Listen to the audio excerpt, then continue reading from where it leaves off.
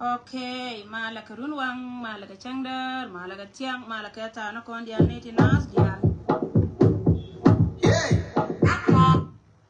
Oh, sorry, temecha kuitwing.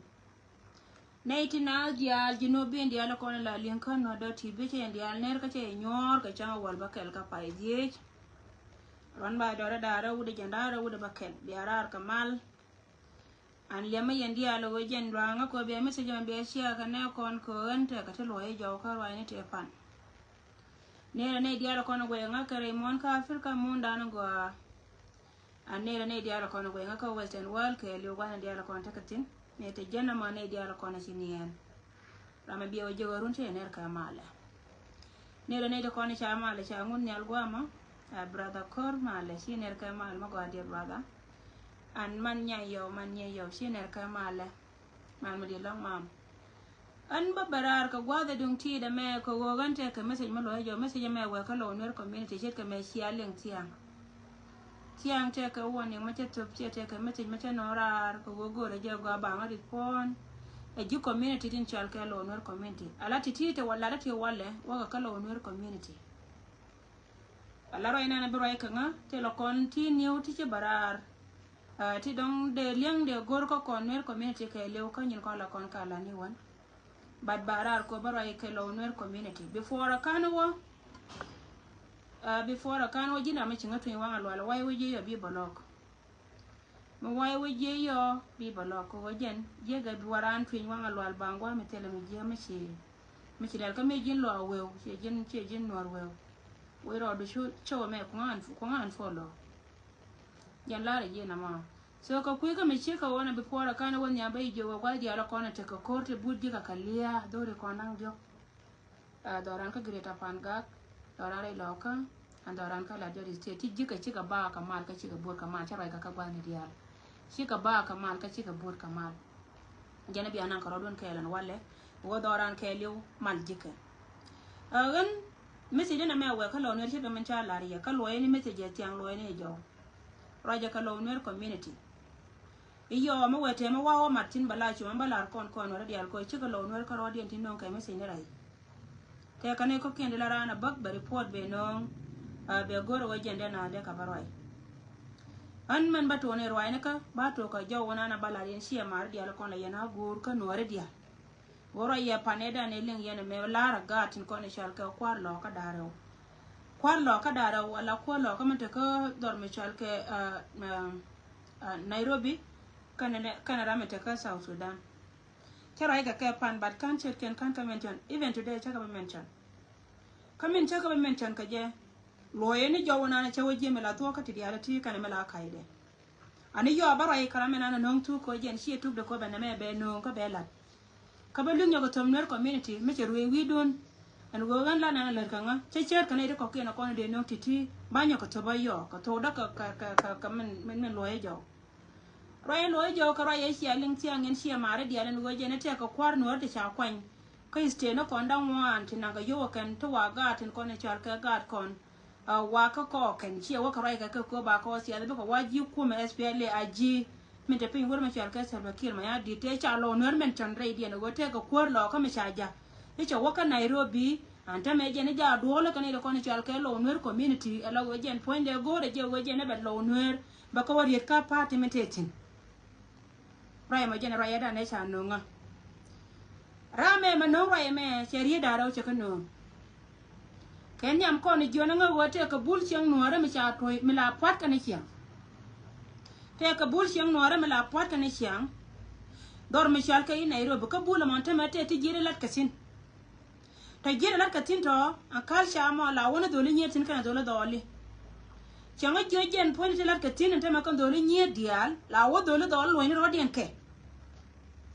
chama jona ma gore je bielat ko be man nyere kule lien to roy an to ajaroi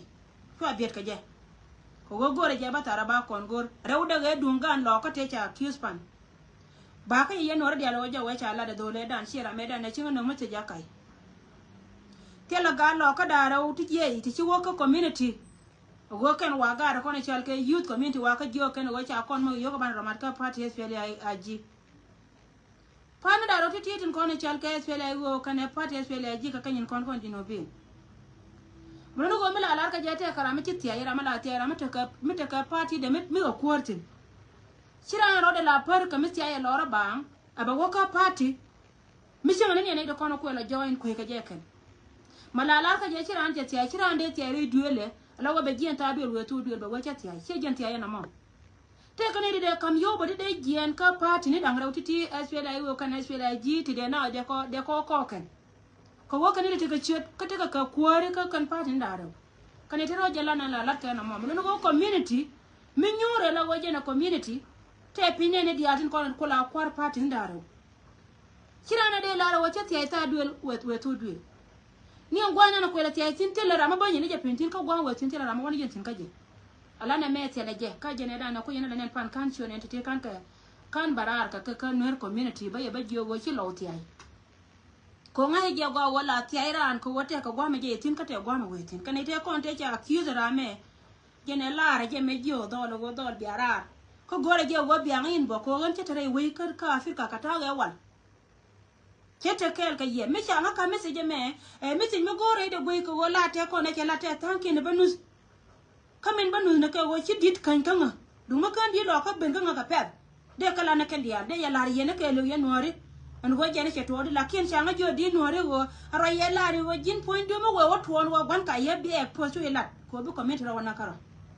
de je e post ka de ya la ne ko ne chal ke lo ko jen mi ko chi lo ka ram jalla kam ne ne daro mo no waje ne jara mana ko na la pas je ya ka ji ka we ka ayu je ya ka ji ka we ka ayu igen mate kara ma nyir la gore je waje point de be chio de be kamran ko ba ngar ngar am bun sing no ra mala de mo kon mate ko ro le ne ko kien cha kal cha chale mate kara ma long la de ka ga de ko ne ti to ka gar de ga tin ko no ko ka kal cha dan de ka ngi sie ber an chi di da waje na gwa da waje gwa na wa ti je wa ka latin chi jen ko wagar nan to kontire dur dia la kono continue ro ka wai na me ne ti shari ala ka kan she ka ko runa ro de so jola na ne ka Australia la ga da gar ka man ken kana wan ken ba kana ka culture te ka chemu la de ka la culture de ka ku ko chi culture dan te burwe bi gar kon bi ka lo re le ne tin kon te tin mun do wajen point ta ma che to go ga nuor tin kono kwale chole cha bamni kadana ne ci da ko ka tel ka mi chamke ga nuor to ko ne chal ka chabam ni ngar ka community dan ngar ka jangar ken ka cha ngar ka tu ne ko ken ngar ka jangar ka tu ko ne to kon te ka media ko go mi ci kada ne no wona ma la ka je gan mala ri ka che jelet be goro ba gada ma be wa campaign mo ko le jona yo ba ye ba lu ba den ka temba lari be goro ba gada ma be wa campaign mi ce kula campaign be ka kula par kana gara mo Mishe miller keramo mishe jelun kalene be gor baramo be wakampe mi yalar na me community e kon nyoro do jira sienga nyando lo community nuari nganyando lo community nuari mala bag yara de ni tindi ala kon la gwanya na ko makana la yo wan chi ngan gon company mo kana la jo yelo da ka ko kon ji media chine ra da tene de ran barar te ka me de la de lo woje de ran ba moy ka bor ba ngan chi la da kor mete ara ne je ka jur tin kono na ka community dana je la dana mo community je kon nyora tit ka me shala ye go ka gata daro ti te konte no ka to dien en go je na te ka me la keken me jo ye wa won chaba barara ta me chaba roi ka jo do lo go ngani chaba roi go no bara tat pin banga la di tele dia go no bara tat pin banga la di tele dia kan gata daro ti nga ye kan re te ka di re go di ne ni me cheng nei ka kenye kan dial ka gada ci gor kana Nairobi kan dial ngaye te dien ne ko kuwar tare do ar mi chal ka jube tama men kabla onwer ka jube kana ganna te kana Nairobi ngaye te dien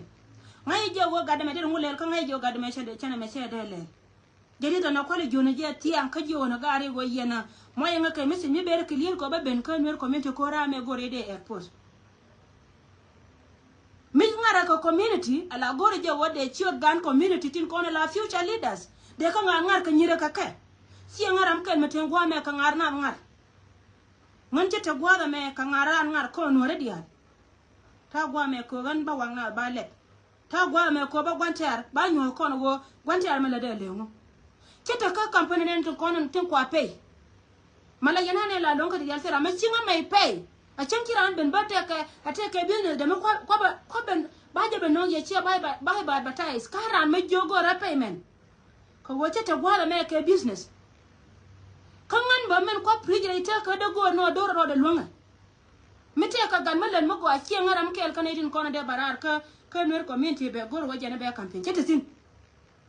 titi cha ka cha da ngarame en bule me manen yana ma chal ka bul chen no re chere melar ka do ni chala ngam dan ka ngada ka Uganda do ni chala ngam dan ka Uganda me cha ka jo ka ga no re dia ci hotel bun no re ka jube me la porte la ngina tin che jien che ngada ka campaign shele she wala bala wo bul mala raw ka ga no re dia che ta ka group ga no re ko kenti lo ka ngom do an ken cha ngom do an cha ponne cha mo ka ti ko ken di sem ma jala ka ba ka Nairobi gore je wa ba barar ba nyoka ba yare ba no ko lo ngwe ne mila kona le de mishika wana wo ko nuori mite ka mala kara me de kon kule benefit ko nuori bana rodan wo yare ye ko go mi lo go yara ma kon me ro longu ne kon no gor yene yen biaje sha bije ona ko lu ka poi ga nora chi ga lo ka daro te ko na cha accuse ramelin yene chi gen kan ada ka puje ko lo ka lakin je ya kariya la go gwa da ne je tin be bala na palace antela yodi ja kam je Salva Kiir Mayadi lo misha moy ka yo wane to kono chal kelo chi cha moy ka yo no ko ken ngai ka ya tetin moy ka je ka yo ko bani jen gware ka te ka daman me chi te chi cha no re ko re da na chi to chengi rai lo ko su kon dia nen ka social media ra mala mode be ngai ka be lin daman mo me chi liu ga ka te ka kenya che jien we gwa pala daman ko ba daman wada kana ga ke tela yodi ja kam ko lo ko Salva Kiir Mayadi to ko lo tela jaga kai la da ni ngan pan kame bara ka je wo changa ngon ko wo ngai je go chi ngan ko ba cho pa ngama mo wa je wo dan pin ba wo kara da dien mo kuilo ba wo kara da dien ko ndi media mo kuilo de ra no bara ka je be le je ne ko le be ngara pan go no ba nyo je wo chaling ko wo je no gon business ma let business de we kara da dien kana de kono la kwa ngana no na ken de lo nwer community de ko wo je nyal ka misel ka ke tela ga lo ko ti ben kan ne tin kono la de we jen te ka kwar dan wa de chale ki ste na kon I don't believe him wo yi to gente me lo ne je kan kwara ta ko gwen we je te me lo ne je ka kwar tin kono chal ke kwar youth ko ken ka kwar youth ka youth ka ne kono ka pana association ni chika je politics chika MPs ni ka ste na kon ka youth ni ka ne rodien ka leadership ka gan ka ne ga kono ken ka jur ko wo me te ka me to ko community ba lat ka duop kwara chang chi nyal runin chang cha runin nyal chi ka metene ka na re ngan ko no ko youth ka na re ba ka lo ne community metene kwara te dia la ko ne ka ko concern ka chiendan ka gat kon ka te dan mete ka gan ma cha yen ne wo communities dan ba ka ne kon jo go gor ne yo te ka ra ma cha yen gwa da me mete ka nyama cha rur ka dong de na ga ba nong ne bi ne ba lat ka duop chien ka ganun akan le ko na lat ka kan ne ti ti ka ne ti ta na lat ka ship ka ngara ka ti lat ka kwar ko na kwale cho kwar bonam ne re dwaran to ka de ka ne ko na chal ka politician on ka ngan mo kwati ni ngan me dan chara ti ga je ko chona me before ka ne bara che we ka jen pan ke ma kwa ka le je ya ka na nan ka na wi ni kan cha bra kwala ko ton ta me ti lo wo me le ro da ka South Sudan ni election lat ka South Sudan kana ne ben madong mede na kula ben ka politika la wode na ben idera na ba siya da biya kuida la ti ero do wajen kan ero kwala we ka to nanga ka wene ka kan fanke malalar ka je kira anti ayo kan ga da altin kan biyo goro tela ka party do kwala goro ga kwar kan ti ay ga wago wene te kare biyo goro ku university buka ben ku university ndo dien jen kwan ti ay ga tin kan ane ken ni en point Salva Kiir Mayadi no kwala nong na shaka de wangi shaka de ngi ne de kona la siya ti ay kan ne de kona kula ta ka goro so ngan barar ko loye je yene de kono char kai sia mara ko to ko keno wote ka gan mia wilna gada mama we woka ji media do den kan media na ko keno kono dong la wa ngwana anon ta ken gwa ma kan tarien kon gor ma wote ka do kan yen sia mara kono sia ngalu ma wote kara ma wo jo wona ne ilo nori ta kana iro be sha ka bright chi sha ko ngan ba barar ka be shore bari billion di dia na kono sia ngajo nyanda o juila balar ko goje na jara ma da community mi chi chup ko community a chi go community a chi ma apoiram ken chi mi je la jira ma rongi no mi chi choba la go jin chi wara community chi mi je siela ko community jen kon nyora dan ka jen gwado min me de gang ni liu ka je ka jen na kon a jen de ko ter ka je ko community a jen gwado min siel ka gwa shi ngadu de ko la wana ra mi chi chong point du jira am ke la mo mukini community ke lu kani akwes a chope ka pona amkel chogwa wabina ngar ka community na kon cha jega kangan si ngar amkel kan ida kon lat kala damo so dole me chara ucha kana banyo ko loyi again jira ampa ibe chango kon jote ka bur cheng no me rakana ta me gen gwalo ma mandiati disimba ya chala gatong ya jamaa chala nganga nyanda wara ma wara mate kana Nairobi mukuru wabe me lat ka gata kon bede ko wajen tele me joti ngome jega tina bula mo me ger go ngi kana gat kon angome jagatin tele me jagatin I don't think what registration no you ready. Come on to la ngar ka ngar kan man ko na da ka kien ye kien. Charo den je kan ga da wo ngar ka man. Ba wur mu te ka juba ki te ka America ba yo do ka ba jo shegu te gwa mene. Ka kai ni. Da ka community chwana jo guida. Mete ka ponchen ke la da go la da ngo la da gente me. Jin ma gwe nga ka nyine tel ye nyen duam tere bor ma bi lar ken. Ngan shi ngar am kel kan 18 content lat ka ti je ken. Ki ngar am kel mala jay don report. Tete gwala me ko jen ba nonsense ba ka report. No. Until the payment magora. Me wi ngan polo ka woje ne tingi ala kon la kai ni ku tin kwa je benefit ken. E jen ko go kan galel wer gwa witino. A chan ba nga gwe ram ken. Ronga ka je. Tele nga business me la da ka social media. Chan gwe ngaram kel. Ronga ka je tele ni business ka page me ne jam. Tele payment ne jen kana monetize. So ngan la da ka community me ci perere ka chara wol na nyon an na ma jena no gora balwo yene de kono chal kay shi mar ko kira yela te pa ne kay gallo ko min ngene ci bene ci jien gwa je yetine je kariyo de baba la na pal ga da mi ci te me la de man cha pa la ma cha la de tamen yen jen me ra mi don ci jien ba don ci loy ka ngada ka afrika ka ngada ka nairobi ka dora ma cha lenga de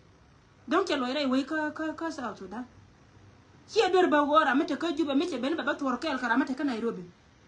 Kon committee no kon mete na angwana tine dia chwa politician si ma we biji ka dia chwa politician ni. We biji ka dia chwa politician bana cho che cha ne dia chwa politician ni. Bra na chwa buyelo on politician duelu. Tia ire duelu. Tia isa duelu to duel. Ba nyin we ba kula ranga kan yin committee ba kula ranga. Telo we me jika dia me pote mula jika ring gwana wo to we te ka cha. Mishara mo chanen che bente chobre Nairobi chaka be turkel kan siaman dere chulo no wajane be kan no ngani mese telfa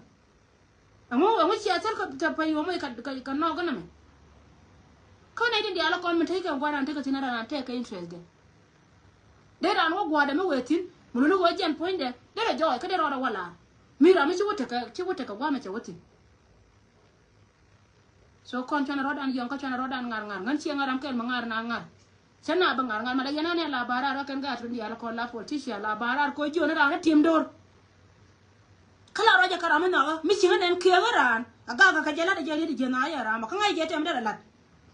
ngai je ra ma te amda la tro kare kai mu koya ngai je ra ma wote ga amda la kan yono je chaji da bro nori chaji ne wur janga min ku gan mo re kan ci mo ko kala na chai chai len jena la da na mo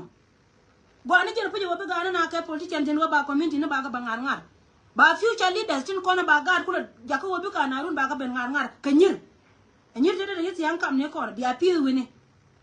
michira ro cho jene choro ne la waje la be ka be report be kam na mi te ka melake kan yende ni ala kon ba mi chika pa de chika te go de mi chama tirunde yenga ga no la cho je ran mi te ka mi chika company le bi no je la kel kan ne selfa anta mene mele le jena baba kam ne de kon te ka media ba cho na ngar go aga no ma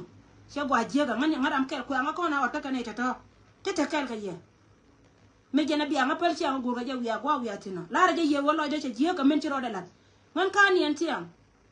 la da bara ka me pen nga me janga ko wona la da gono de ba la janga de wo do me je de yo ga ja de wo do me je ko men ti lo ko men ti lo la do yero chem ti je ni che me te me je ma la je ngane tin chor ka ngane to ka ga ba wo do ba ja ba do de chor te tin te ko no ma ko lo ni me tane ka Nairobi te ka gare yaro ala ka kan mi te ga chim yitu mangar ga tan kono chala ga dwel gora tin te chiene mangar ka ngar la lo ko jeni ma be gare jien ba wodoi ka kan chawra ran mai nan ka si jin la te ka kono ma kon community lo ko e mete tin ka banya tin gore je de doi dum tin lo chi di lo ngo je nyando chu ya post de doi ba doi ni pe lo no wajen chagar to cha kanen jel ka kel hyo ka yama shoshu create ke mat meda na kono la te bulche no ram ya la pot na ta mai jel gwa ke mantin ni jel gwa to mantin ngara ka community ba kon kula lo ngane so na me la de je ko wo jira ma ba won no report de gen point elo gen point chena me jira ma right ka media wa me wuje wo report me ko jena ta me cha ngai wo gen point de chekan ba wakara din mila roch kono tara kon ya gor ko Nairobi te kana kan community no kon kan dia mar to kon ka mare ide nganya ndo mata tera me de la ma da ka panga mite me cha no ko community panga de barar ka je de ran ba jona me to che che to me cha nga jo to ne dan do ke ne dan huwa de ku barar ka je ko community de roi ide the same do ran ba ka bentiu janda la ka no wana me la barar ka nyin matio la barar ka me che kon je me che kon pon ka me che o ya gola yana waje changa da ko community betio ba da nganya nuori mita kor ke dun kor nuori ba yin roi kan yin nuori dia December ka la Jori state charo de por ka maka ka duor makan tara gor la wa ka duor ma cha tara cha gor ba kon dia la advice kon ne dia ko rai ka social media wo kon rai da na ka ga de rai den mo ke jealousy sika pie si etro te pie rai dia na la wo lokene dor nuori me kan duor ka ra ndo la de jen be gor wo jen be ra no ngar kwana te dia la kon ko kon report kwana ka ti tiena ka from today te ka ga nuori ti ate ka nyana ka ga nuori ko kien ti la gor ka jego ba du ko no ngana ko ba ga da ma ba campaign kana rodan ma de ko community lana la one community lana ala one community mite ka mi cha no ngira ko ne confirm min ni ara ma cha ji no ngana ka je ne ka ko ji ti ji te ka rego dia wajere right ko peli ran investigation me le je la ngi je ra me ko ne je na me jen che na che kanela la ngi je ne roide la ngi je ne roide a che be roi yo be roi ka mi chi ni ra mo de yo de ka la ne je ga ti ka kai ka ti je ko ye me bo si le ngu chi na yo ma che ngi tin de community ku le pi ka ka pe so ngan barar ka jen me chi wa me dong dia na ba ko la ya la advice de me la re ye wona jira ma go yinga gwati tina roy me cha kolan me dane la rake nu me la rake me chal ke manori she jongan ta ka social media kalad me chal ke me chala e duna ma balat ngan jela da me che shuzo wa balat bu gwa ben ko wanti dia la ti bi ka ben pin one day biran wo lat gwa ma da dina balana ma gwa mbala ka dortin kete ka social media wo gan baro da mat ka non tente ko lat ke ne kon ti ron ko wa ken quiz kana ken ngan shi ngan gwan ko da mete karano miki aga yana je kyunga nong report mo we aka company bol brown a lat bol brown na mo bia wo ko bol brown bia wo jo bol brown ra me ha ara mi chwal kene si community mi chite na jetena bia wo reporting bla ta ne no konta ko kene ko ne sianen ko yenga kanyen goy ko ka social media please and please miti ka du na mo gori ba report me la du ka ma dun yana ran che ga du che ka ne chow che ga du ko me de community wo ngar siangan gwande shunga yo telefon ka binga jo nyanda o bana me bale na chi dire tablet kaji mala yana nen gwa me la cho da ka news to kon me pala cho lien ka news e dun ko wo chi community cho complain ti DDR chi kana la chi ka lien ma ba to chen kelo mite ka ma gor wo jen point de bale ko kon dor nor a jeno ko fighting ko tomorrow cheno gor wa bala da me ba pal cheno gor je wa ko gwa be bena bana yinte ka ma bana lat ko kuidoran ko dore min dor chelin cheno gor wa bata kati ne ta kon lat ka tara jari da makama ko na ma ko no redia chunga yodo ko binga jo nyando janga ngana ra me chete kana me ne ko chira na ba cha ga kara la be ka nga me che na melele ne ka politician kon balar ye today wo ne tuwan mala yana ne la wa ka per check report a kent ro ko mi si do no la wa investigation lan ngan mi si ngan en kan du no kan report gen wa cha nga go anyiru karama te mo goru wa balar je ko wa cha churan ke ka social media che meto da jama te ka ne tuwan te mi di mala European point de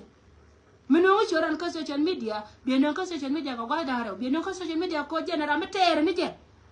ka be no ka social media ka to mba ngai manara mataka nyura kelo wona mala ngala gwa na ma kira andu no ka social media ka tila ka inde ba yo penya kan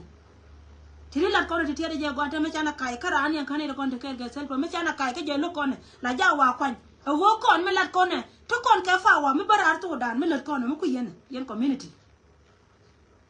lenga kan te dialo kon ne kan ti asin dialo gwa ngui ke te ne jen gwa me media chi me tia fara je nangara arani kila no wajen bro do no ti dia ti barbar bro no tiara kana ka miti lot gano wo bigem karame no do an sia ga mi chalo wo big kadin chale kapura te biebal te ka gwam di raitin mi chi wo tu pasino la jira mi je rumi wo de nan ka ko de jara me de jisu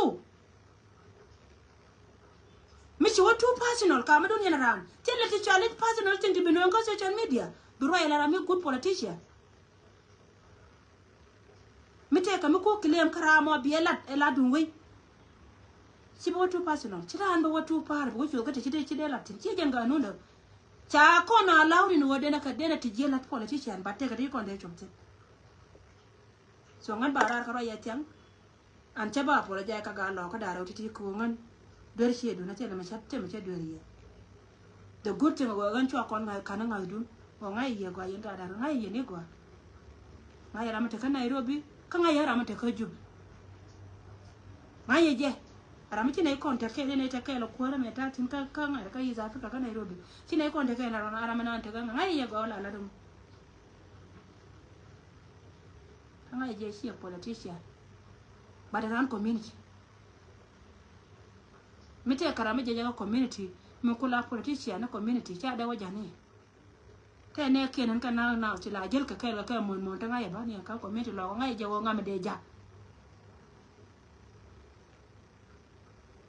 ngai ka kan dial ka na sin ko na ka lo ka ngai ka te ku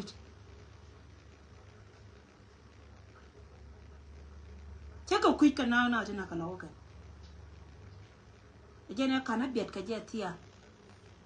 so chora je nang ra te ka mi te ka ne je re de ra mi chi la ne wo jen te ka nya ka ne ti dong te mi che lo kan kuor te ka na ro me chi dong te mi lo kan kuor ni dere goro wa ba ka ngar ngar ba te ka ngar ngar ka nga media na ko ke ndi abia chote ka lianga nga wo mu yo barara be ben ka ye be je te me ten chui report ban te ka ke ko ji dirama ko community do am my community banga ye gwa wo mu wo ra me ba chop ko ji bi wote me bilat da chen ka ni shoda mention banga ye gen ko jen tere je mi ka chot community kon law here law nuer community politician ya la kon na kana ka ne te ya ran wotel pani wa daw ne tin ko ne ci balo re ka law nuer community ta right to dan to jot tina kana la ken dake kan ta diala to ka te ya ran wotel pani me be ni kon ga 2013 te kiran me ni kuora ne te bablo jaw ka paire o 2013 wana ka kontin ne te cha ba chare wa third party ko ne rami je ne beler kel ka nga biara report ne te ko na wore ka paire wan ne ken te ma ka kare ko na to ko dora ba ko lo daw ne ti ni uru te pai wore ka kan ga te ha ti dake mi te kara mi ci wore mi da pin mi da ka jogra mi tere ni won ngai je na makalo ne community so rai me jana na be ngara din che ma dia ko la yana go plus go na ga jara don ke ngan che ngan gwan ko ga ne be community ne be ka kus no me te ka me logra na ka community de che te me lo ka politician du chungo no me la kai e don ba balat mala pala na ka ma bi chunga e gwa ko ne tun wala yana cho mala ba ba kan wa cha chunga cha e no ka che me dia go cha investigation cha wala because cha ba kai ka community ne ba ngwa me kana kon ngai gwa wora me ra me len mo mi singa nan chara an men chara ma cha ngai ni gwa wote ka te chala ande je de ti dia la kona chala de ka kamra la kama karar ma ne de